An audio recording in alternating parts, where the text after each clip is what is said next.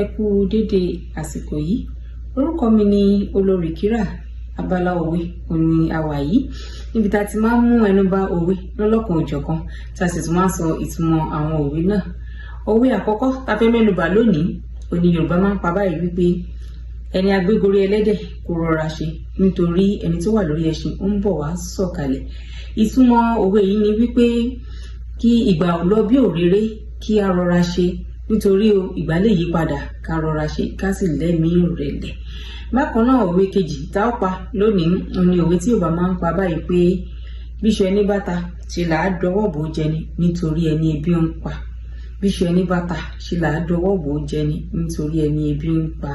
Tí ó bá ṣe pé ó bá dìgbà tí ogun kan ṣe tó ṣe gúnrégé fún wa kò wá ṣe pé ká wá máa fi lá ẹlòmíràn lójú o.